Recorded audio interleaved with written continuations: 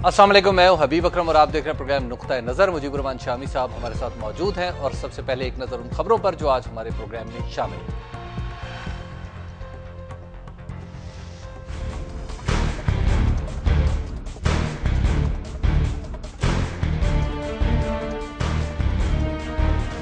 Election commission की हुकूमती मौक़िफ़ के खिलाफ जीत, इलेक्शन कमीशन खुद को कमजोर ना समझे, सुप्रीम कोर्ट।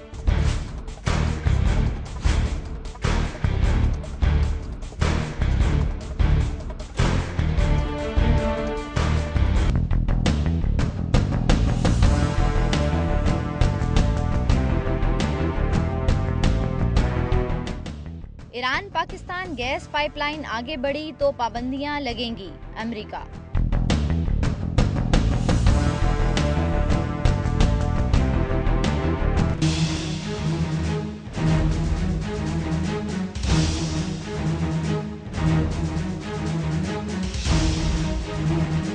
सूबाई काबीना की पंजाब के 5 मजीद शहरों में हाई कोर्ट के नए बेंच बनाने की मंजूरी, लाहौर हाई कोर्ट बार का फैसला कबूल करने से इनकार।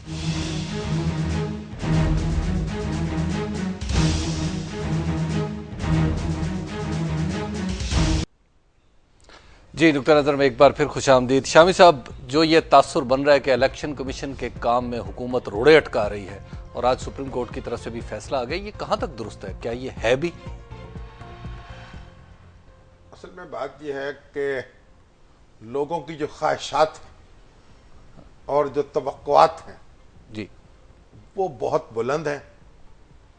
तो कानून जो है वो हुकूमत के हाथ में है और उन लोगों के हाथ में है जो पार्लियामेंट में बैठे हैं जी, और सिविल सोसाइटी और मीडिया वो जनाब इलेक्शन कमीशन के जरिए अपना दबाव बढ़ा रहे हैं। ठीक है। तो इलेक्शन कमीशन ने जो कागजात नामजदगी दाखिल किए जाते हैं उस यानी नॉमिनेशन पेपर जैसे कहते हैं हम जी, उसके बारे में चंद तरमीमें करके और वजारत कानून को भिजवाई थी।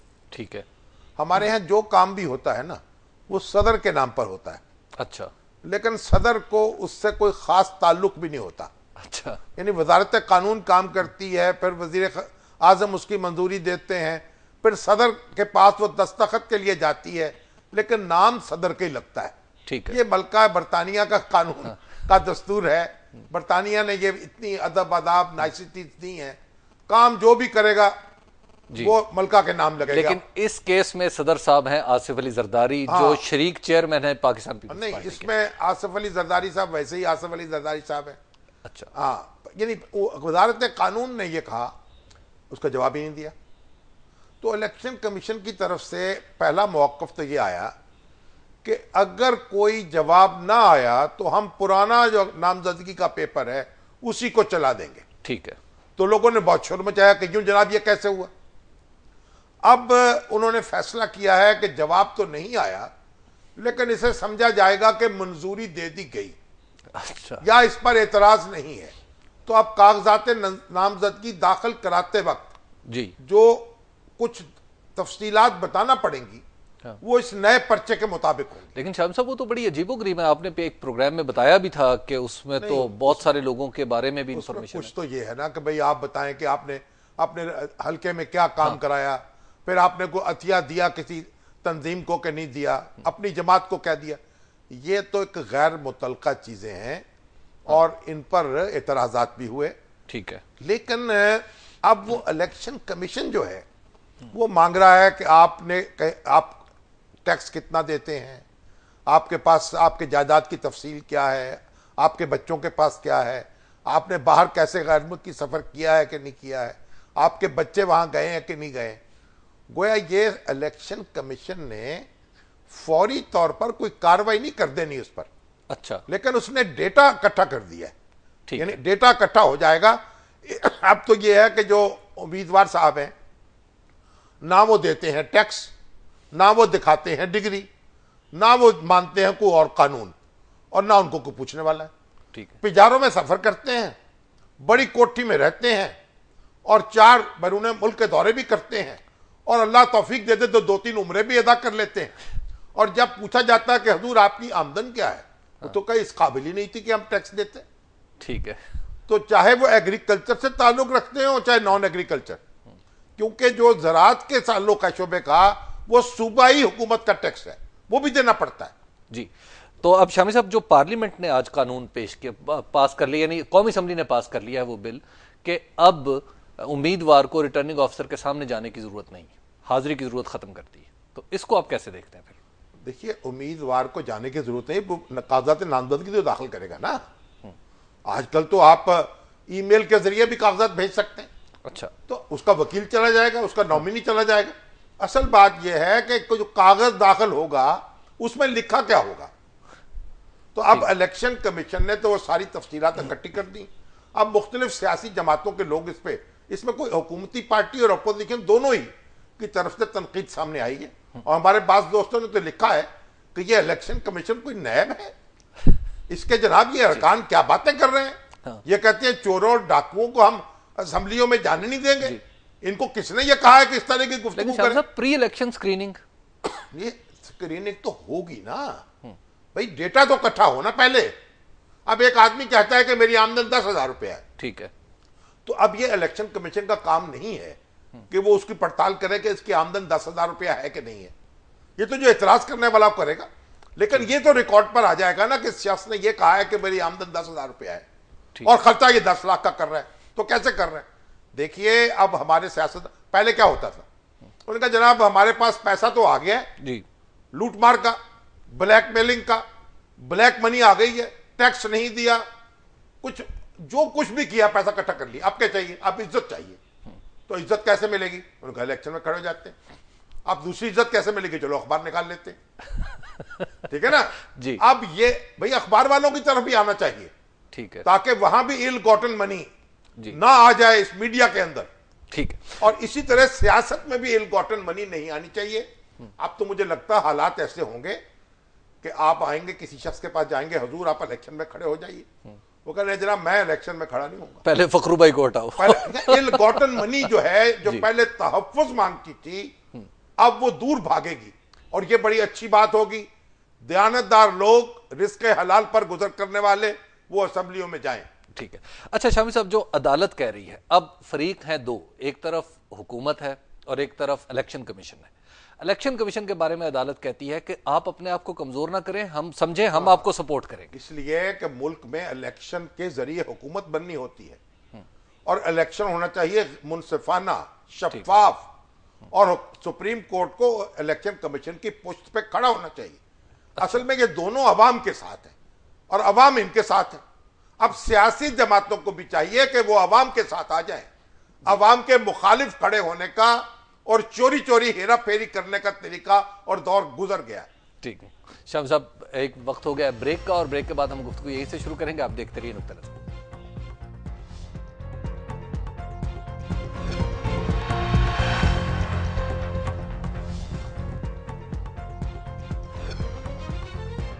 नुक्ता नज़र में एक बार फिर खुशामदीद बात हो रही है इलेक्शन कमीशन के हवाले से। शामी साहब, अब जो सूरत बनती नजर आ रही है, बाज़ लोग कह रहे हैं कि 62 और 63 जो है उसके तहत जब उम्मीदवारों की जांच पड़ताल की जाएगी तो बहुत सारे लोग जो मौजूदा असम्बली के भी हैं वो भी नहीं आ पाएंगे और ये हरबे के तौर पर इस्तेमाल होगा। देखिए, कोई दुनिया में कानून इस तरह नहीं बनता कि फलां साहब इस जद में आ जाएंगे, फलां साहब नहीं आएंगे। कानून को अपने तरीके से काम करना चाहिए।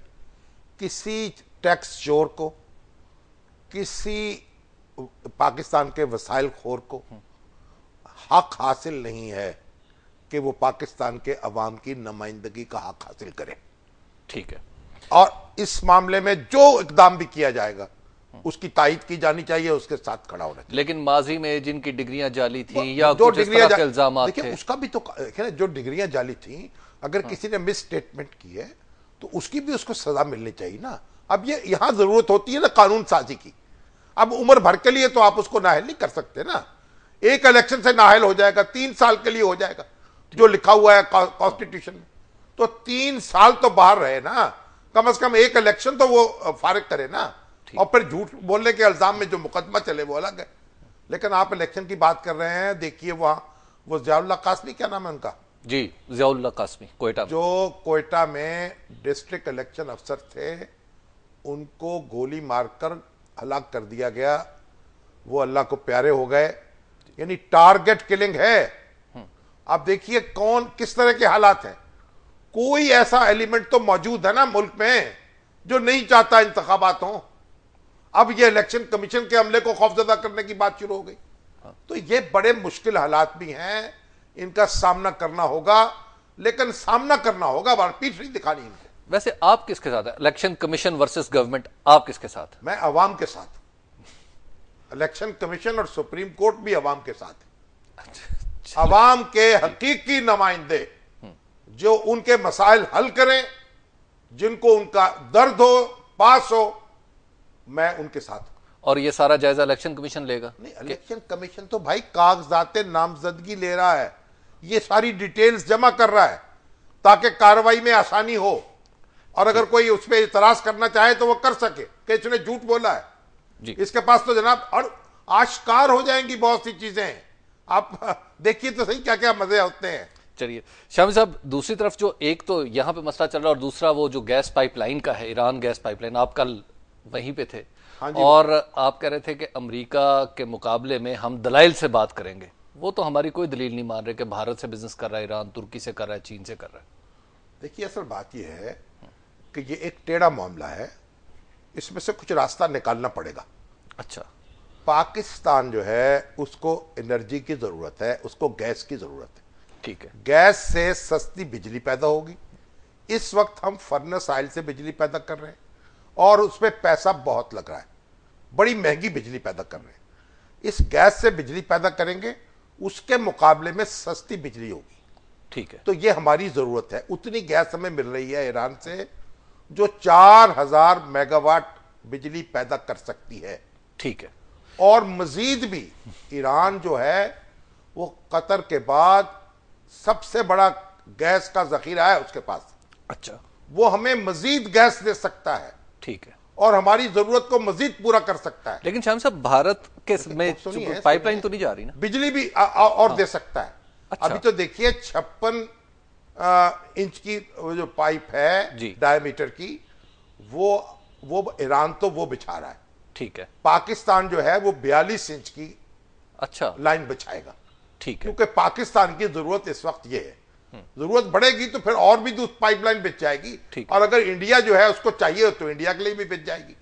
लेकिन असल मामला देखिए क्या है, ईरान पर एक तो पाबंदियां हैं अक़वाम मुत्तहिदा की। ठीक है। वो जो मैंने देखी हैं वो ज्यादातर पाबंदियां हैं एटमी हथियारों से और असला से मुतल्लिक, कि ईरान के साथ किसी किस्म का कोई असला है उसकी खरीदो फरोख्त नहीं की जा सकती। ठीक है। कोई ऐसा ताउन नहीं किया जा सकता जो एटमी हथियार बनाने में या एटमी प्रोग्राम को आगे बनाने में मुआवन हो। ठीक है। और कुछ अदारे हैं, कुछ अफराद हैं जिनके साथ कोई मामला तजारती नहीं किया जा सकता ईरान के। ठीक है। ये अक़वाम मुत्तहिदा की सैंक्शंस हैं, और उसी की वजह से एक ये जो बहरी जंगी जहाज हैं वो तैयार करने का मंसूबा था हिंदुस्तान के और ईरान के दरमियान, वो मंसूबा खत्म हो चुका है। ठीक है। ठीक है ना। अब एक पाबंदी है अमेरिका की तरफ से और यूरोप की तरफ से, यूरोपीय यूनियन की तरफ से। वो वजह क्या है, वो कहते हैं कि ये यूरेनियम अफजूदा कर रहे हैं जिससे एटम बम तैयार होता है। ठीक है। ईरान कह रहा है कि नहीं, हम उतना नहीं कर रहे, हम तो इसको जो तिब्बी वो आइसोटोप बनाने के लिए वो इस्तेमाल करेंगे। ठीक है। लेकिन ईरान ने एनपीटी पर साइन किए हुए हैं। ईरान अपनी तनसीबात मुआयने के लिए नहीं खोल रहा, तो अब अमेरिका उसका प्रेशर बढ़ाता चला जा रहा है, यूरोप भी बढ़ाता चला जा रहा है। ठीक है। अब आप ईरान से डॉलर में और यूरो में कोई लेन देन नहीं कर सकते। ठीक है। ना आप डॉलर में अदायगी कर सकते हैं ईरान को, ना उससे डॉलर ले सकते हैं उसमें अदायगी। ठीक है। वैसे उसके पास डॉलर होंगे नहीं तो आपको क्यों देगा। तो बात यह है कि ये जो अगर कोई अदारा, कोई बैंक, कोई ऐसा मालियाती यानी कंपनी वो ईरान के साथ ये डील करेगी तो उस वक्त पूरी वो मुल्क हरकत में आ जाएंगे जो डॉलर में डील करते हैं। ठीक है। और जैसे पाकिस्तान का मामला हो, मसलन पाकिस्तान के बैंक जो है, जो बैरूनी दुनिया में जिनकी शाखें हैं, उनकी ब्रांचें ऑपरेशन बंद कर देंगी, मजबूर हो जाएंगी बंद करने पर। पाकिस्तान की एलसीज नहीं खुल सकेंगी। ठीक है। पाकिस्तान से यूरोप में और अमेरिका में कोई एक्सपोर्ट नहीं हो सकेगी और उसके नतीजे में आपके कारखाने खड़े के खड़े रह जाएंगे। ठीक है। तो आपका पूरा जो स्ट्रक्चर है वो हिलेगा जी। यानी ये पाबंदियां लग सकती हैं इस नौयत की। ठीक है। अच्छा, अब होता ही है उसमें तुर्की, इंडिया, चाइना और जापान, ये अभी तक ईरान से गैस ले रहे हैं, तेल ले रहे हैं, इनके बिजनेस हो रहा है। तो इन पे पाबंदियां क्यों नहीं लग? मैं बताता हूं। अब जो तुर्की है ना, तुर्की का बड़ा दिलचस्प मामला यह है कि ईरान का वो दूसरा बड़ा खरीदार है ईरान की गैस का। अच्छा। रूस से भी वो गैस लेता है, ईरान से भी लेता है। ठीक है। और उसकी एनर्जी की जरूरियात बहुत ज्यादा है। अब अमेरिका ने उस पर दबाव डाला कि आप जनाब ये मामला खत्म करें, चाइना पे भी, इंडिया पे भी, जापान पे भी। अब इन्होंने सब ने कहा कि देखिए हम एकदम ये नहीं कर सकते, आहिस्ता आहिस्ता ईरान के ऊपर अपना इन्हिसार कम करेंगे। अच्छा। तो ये आहिस्ता आहिस्ता कुछ थोड़ा बहुत कम कर रहे हैं। ठीक एक है। बात। दूसरा ये आप दिलचस्प बात यह कि तुर्की है मसला, इंडिया का भी यही मामला हुआ है और चाइना का भी। अब तुर्की जो है वो अदायगी करता है ईरान को लीरा में, अपनी करेंसी। अपनी करेंसी। ठीक है। ईरान जो तुर्की का बैंक है, हॉल बैंक में खल, उसमें ईरान जो है वो पैसे रख लेता है, अकाउंट खोल लेता है। अब वो लीरा जो है फिर वो लीरा ले जा नहीं सकता वहां से। अच्छा। तो ईरान क्या करता है, अच्छा उसमें भी आइटम है ममनू कि आप ये चीज खरीद सकते हैं, ये नहीं खरीद सकते, ये खरीद सकते हैं, नहीं खरीद। ईरान तुर्की से सोना लेता है। अच्छा। उस लीरे का वो सोना खरीदता है, वो सोना किसी ना किसी तरीके यूएई पहुंचता है। ठीक है। वहां से फिर वो ईरान के पास आता है।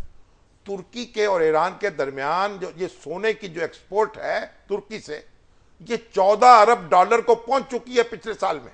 यानी एक हीला है। 14 अरब डॉलर को। आप सुनिए ना अमेरिका ने क्या किया। शाम साहब ब्रेक ले लेते हैं, ब्रेक ले लेते हैं। ब्रेक के बाद हम गुफ्तगू यहीं से शुरू करते हैं। आप देखते रहिए नुक्ता नज़र।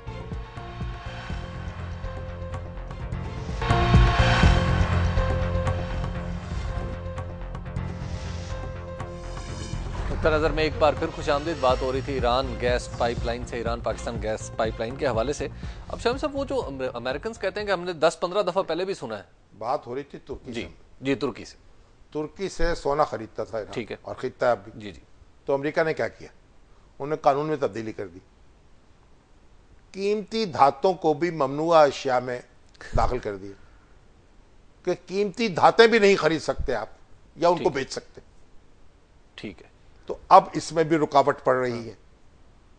अब ये खबर आई थी कि चीन, ये जो अपना ईरान है, उसके लिए अब जो बहरी जहाज हैं और ये कोस्ट गार्ड्स के लिए कश्तियां हैं, क्योंकि उसमें भी तुर्की की बड़ी महारत है, अब उसकी डील कर रहा है कोई, 3 बिलियन डॉलर के करीब होगी शायद। अच्छा। वो हमें उसके बदले में दे दी जाए गैस केबल्स। देखिए जो ईरान गैस एक्सपोर्ट करता है ना, उसका 90% तुर्की को जाता है, और रूस सबसे बड़ा गैस देने वाला है जी तुर्की को, और ईरान दूसरे नंबर पे। इसी तरह के असल में ये जो गैस पाइपलाइन हमारी है ना, इसमें बात क्या है, अब मसला ये होगा कि गैस जब तक पाइप बिछेगी और गैस शुरू होगी 2015 में, ठीक है, तो पाइप बिछाने से तो आप पाबंदियां मेरा ख्याल शुरू नहीं हो सकती। ठीक है ना, पाबंदी तो उस वक्त की बात होगी जब गैस उसमें दाखिल होगी। ठीक है। अब हमारा नुक्ता नजर यह होगा कि जनाब हमें एनर्जी की जरूरत है, तो हम मुतबादल जराए जो हैं वो भी तलाश कर रहे हैं, मिल जाएंगे तो आहिस्ता आहिस्ता इन्हिसार कम कर देंगे, यही कहेंगे ना। बिल्कुल यही कहेंगे। हो सकता है उस वक्त तक 1 साल में कोई हालात तब्दील हो जाए। ईरान जो है वो यूरेनियम जो अफजूदा कर रहा है जी, उस मामले वो इंस्पेक्शन के लिए तैयार हो जाए। ठीक है, ये भी हो सकता है, और हो सकता है वहां को और हालात में तब्दीली हो जाए अमेरिका के और ईरान के ताल्लुकात में। तो ये बहुत सी चीजें जो हैं उन पर मुनहसर है। तो ये अब आपसे ये भी कहा जा सकता है ठीक है जी आप डॉलर में पेमेंट नहीं कर सकते, तो डॉलर में पेमेंट नहीं करेंगे तो आप रुपए में कर देंगे। फिर ईरान जो है या तो इतना चीजें खरीद ले जो भी खरीदना चाहता हूं मार्केट से। नहीं, लेकिन वो जो कह रहे हैं कि 10-15 दफा पहले भी बात शुरू हुई है, यानी गोया उनके दबाव पे बात रुक सकती है। अब भी बात शुरू हुई, मुराद ये है ना कि वो कहते हैं जी आप हम अल्टरनेटिव ये कर रहे हैं, आप ये कर लें, अब तुर्कमानिस्तान की गैस है वो आने का, उसका भी उन्होंने बना लिया है बिल्कुल हमारे साथ एग्रीमेंट। हाँ। अब वो तो अफगानिस्तान बीच में आता है, वहां से गैस कहां से ले आए? अब ये तो बलोचिस्तान से गैस आएगी, ईरान हमारा बराह रास्त हमसाया है। तो अब ये है कि इसमें कई बातें जो हैं वो हो सकती हैं, गुफ्तगू का कोई निकाला जा सकता है कोई पहलू जी, लेकिन एक पुल सरात पर चलने की बात है, यानी आप ये आसान भी नहीं है। ठीक है। और बहरहाल फिर कौम इरादा कर ले तो मुश्किल भी नहीं अच्छा, है। हमारे ऊपर सैंक्शंस लगाना आसान है अमेरिका के लिए? नहीं, सैंक्शंस तो खुद वो सैंक्शंस क्या है? सैंक्शंस तो ये है ना कि आप डॉलर में डील नहीं कर सकेंगे बस। ठीक है। और अगर आप मजीद बढ़ेंगे तो आपके साथ वही सलूक हो जाएगा। नहीं, हमारे खिलाफ सारी दुनिया इकट्ठी हो जाएगी उसी तरह। सारी दुनिया नहीं, ये तो अमेरिका और यूरोप है ना इस वक्त जो डॉलर में डील करते हैं। लेकिन अभी देखिए रास्ते निकालने चाहिए और इसके लिए जरूरी है कि कौम मुत्तफिक हो। अभी जो सियासी जमातें हैं उनमें उन्होंने इस पाइपलाइन के मंसूबे की खुल के हमायत की, सबने मुखालफत भी नहीं की, लेकिन ठीक है, दांतों में उंगली दबाई हुई है जी। तो अब देखें, दुआ करनी चाहिए, तदबीर भी करनी चाहिए। भाई जरदारी साहब जो हैं उन्होंने तो बाजी खेल दी है जी। अब आप जाने और गैस जाने और पाइपलाइन जाने। चलिए ठीक है, फिर हम चलते हैं अगली खबर की तरफ। शामी साहब, 5 नए शहरों में हाई कोर्ट के, लाहौर हाई कोर्ट के बेंच पंजाब की काबीना ने मंजूरी दे दी है। और पहले वकील कह रहे थे वहां पर के बनाएं, यहां लाहौर के वकील कह रहे हैं कि नहीं। फैसलाबाद के वकील कह रहे थे बनाएं जी। अब लाहौर के वकील कह, असल में बात क्या हुआ है, पाकिस्तान में ये जो अदालती मामलात है ना, अदलिया इंसाफ जो है, ये भी एक बिजनेस अफेयर हो गया है। अच्छा, ये वकीलों की तजारत है ना। हाँ, ठीक, उनका कारोबार है। तो यहां अदालत में या इंसाफ का कारोबार होता है। पाकिस्तान में इंसाफ मिलता नहीं है। ठीक है। अब वकील ये सारा, भाई लोग जो हैं वो हंगामा करें, जिन पे मुकदमे होते हैं का सारा शोर वकील मचा रहे हैं। कोई कह रहा है यहां होना चाहिए बेंच, कोई कह रहा है यहां नहीं होना चाहिए। और पाकिस्तान में ये आला अदालतों को हमने लक्की ईरानी सर्कस बना दिया है। कभी यहां मंडली जाएगी, कभी यहां जाएगी। भाई दुनिया में ऐसा नहीं होता। इंडिया में सुप्रीम कोर्ट दिल्ली में बैठती है और हाई कोर्ट्स के कोई सर्किट बेंच नहीं है। अच्छा। और उस वक्त तो मुझे मालूम नहीं, आज की मेरा ख्याल 11-12 जज थे कुछ अर्सा पहले तो इंडिया में सुप्रीम कोर्ट के, और सारे इंडिया के मुकदमा सुनते थे। पाकिस्तान में एक मामला उल्टा हो गया। जो मामले हाई कोर्ट को सुनने चाहिए वो भी सुप्रीम कोर्ट सुन रही है, जो सिविल कोर्ट को सुनने चाहिए वो भी सुप्रीम कोर्ट सुन रही है। सुप्रीम कोर्ट ने अपना दायरा असर रसूख बढ़ा लिया है। फिर हमने सोयोमोटो भी लेना होता है। सोयोमोटो भी लेना होता है। अभी आप देख लीजिए LNG। हाँ। मैं जो ईरान था तो हमारे तमाम जो लोग थे हैरत ज़दा थे कि LNG जो है उसके मुआहदे पर स्टे दे दिया गया और सुओमोटो नोटिस लिया गया। आप मुझे बताएं, एक टेंडर तलब होता है, ठीक है, 10 पार्टियां 5 पार्टियां उसमें हिस्सा लेती हैं। अगर कोई ज्यादती हुई है किसी के साथ तो उस पार्टी को अदालत में जाना चाहिए और उसकी दरखास्त पर कार्रवाई होनी चाहिए। कोई पार्टी अदालत में नहीं गई, सुओमोटो आ गए। और हमारे वो अरशद जुबैरी साहब हैं बिजनेस रिकॉर्डर के, उनकी इन मामलात में बड़ी नजर है। वो तो इतने परेशान थे कि भाई ये पता नहीं हमारी एनर्जी जो है इसका कोई मसला हल भी होगा नहीं होगा। पहले LNG का मसला हुआ, वहां पर सूरत हाल खराब हो गई। अब फिर ये मामला हुआ, फिर स्टे आ गया। ईरान से अमेरिका नहीं आने दे रहा और यहां से ये नहीं आने दे रहा। और सुप्रीम कोर्ट ने बड़ी दिलचस्प बात की है, उन्हें स्टे दे दिया। उन्होंने कहा ये ऐसा मामला है कि अगली काबीना फैसला कर लेगी। अच्छा। अब अंदाजा ये लगा लीजिए कि सुप्रीम कोर्ट दुनिया में कहीं ऐसे मामलात नहीं होते जो पाकिस्तान में हो रहे हैं। तो बहरहाल इंसाफ जो है ना उसकी फराहमी जिम्मेदारी है हुकूमत की भी और अदलिया की भी। यहां वकील इसमें दिंगा मुश्ती कर रहे हैं। नहीं तो शाम साहब फिर बेंचेस नहीं बनने चाहिए? होना क्या चाहिए? हाँ। ये होता ये था जब मैं लड़कपन में, मेरे जो सेशन कोर्ट है ना वो तो हर जिले में मौजूद है। जी बिल्कुल है। सेशन कोर्ट इतनी मजबूत होती थी कि बहुत इक्का दुक्का मामलात में अपील मंजूर होती थी। अच्छा। अपील की इजाजत भी तो देनी होती ना हाई कोर्ट को या सुप्रीम कोर्ट। यानी फैसला सेशन कोर्ट अच्छा करती? सेशन, हाँ। सेशन कोर्ट जो है वो एक किस्म की आखिरी अदालत ही समझी जाती थी। ठीक है। कि उसके फैसले ऐसे होते थे, इतनी मजबूती होती थी। और हाई कोर्ट जो है और सुप्रीम कोर्ट ये जो अपील की इजाजत देना है, जिसे कहते हैं लीव टू अपील, ग्रांट करना, ये बहुत कम होता था। अब हुआ ये है कि सेशन कोर्ट्स जो हैं वो तो दबाव में आई हैं।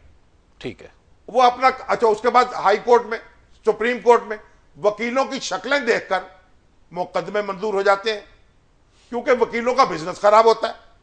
अगर मैं आपको क्या बताऊं, ये तो पता नहीं कोई इकट्ठा करे डेटा, कोई पीएचडी करने वाली बात है।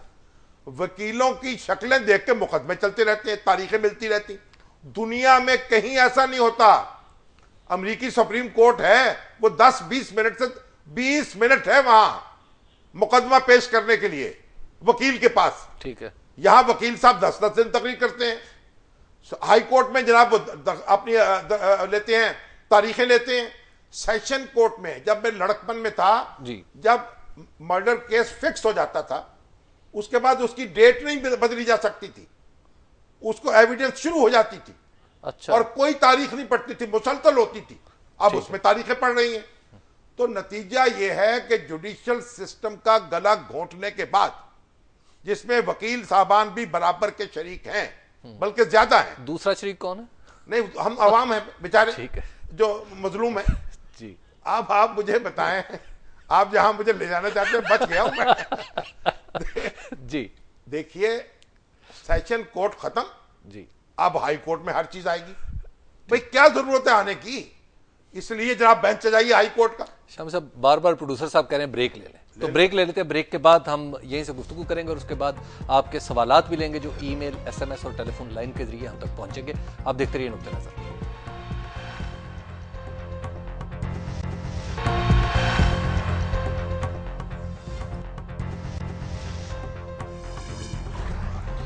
जी, एक बार फिर खुशामदीद। लाहौर हाई कोर्ट के नए बेंचेस के बारे में बात हो रही थी, तो शाम साहब फिर नए बेंच बनाने ही नहीं चाहिए? देखिए, असल बात यह है कि आप जो सेशन कोर्ट है ना, उनको स्ट्रेंथन करें।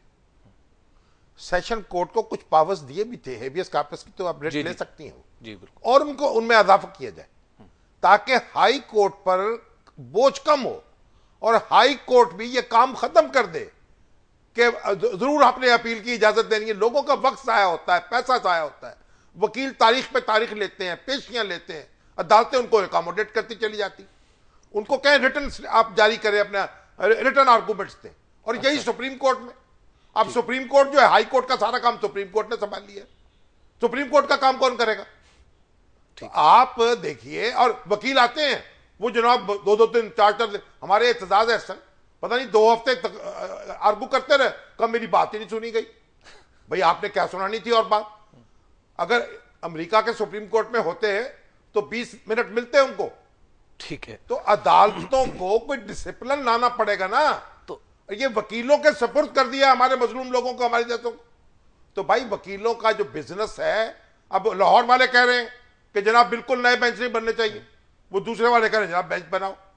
ओ भाई साहब, ये हाई कोर्ट जो है, इसका तकद्दुस इसके इज्तिमा में है, इसकी स्ट्रेंथ ठीक है, इसको बखेरने में नहीं है।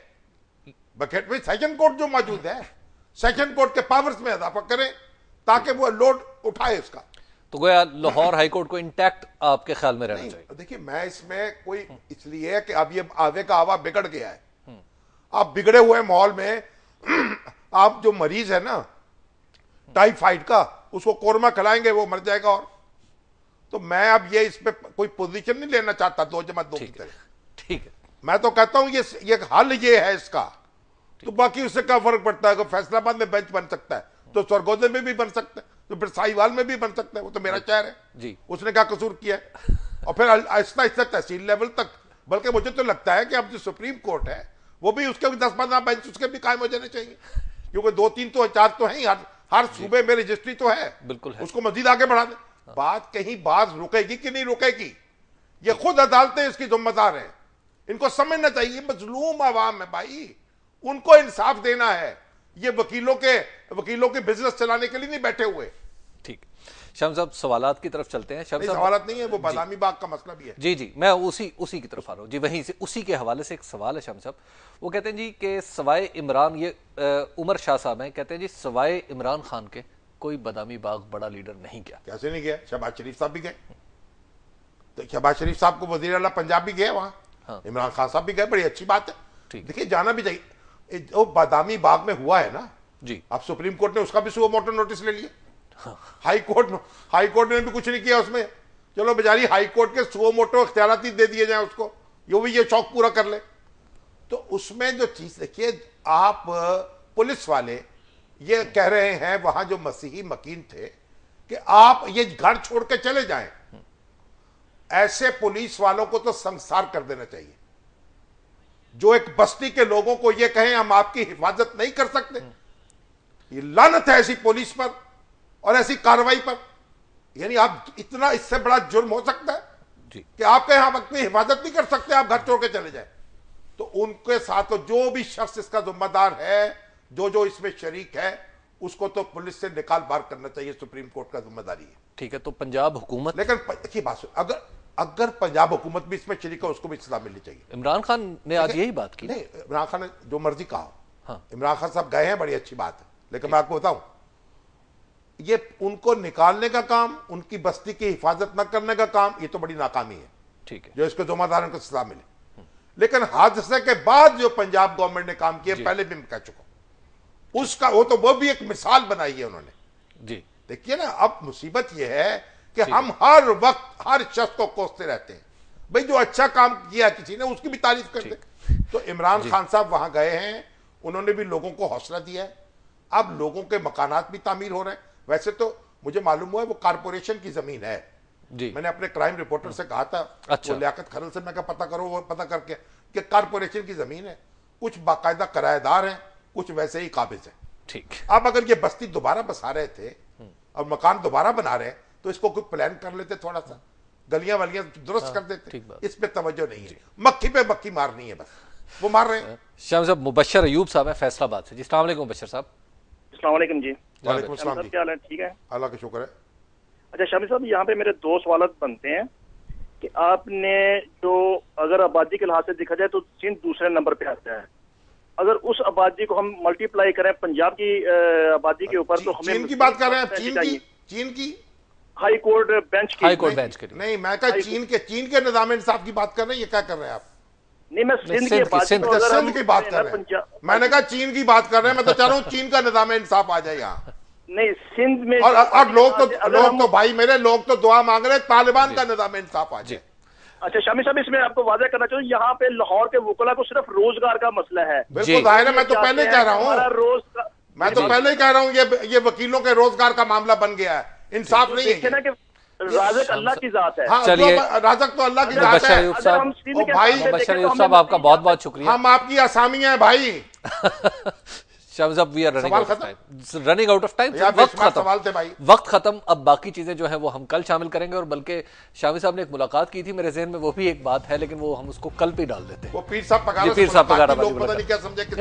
हसन निसार साहब ने इंकशाफ किया, वैसे आपने खुद तो नहीं बताया। खुफिया मुलाकात नहीं थी माशाल्लाह। चलिए, कल फिर हम मिलेंगे इसी वक्त इसी जगह से आपकी खिदमत में जब हाजिर होंगे। हमें तब तक के लिए इजाजत दीजिए। खुदा हाफिज़।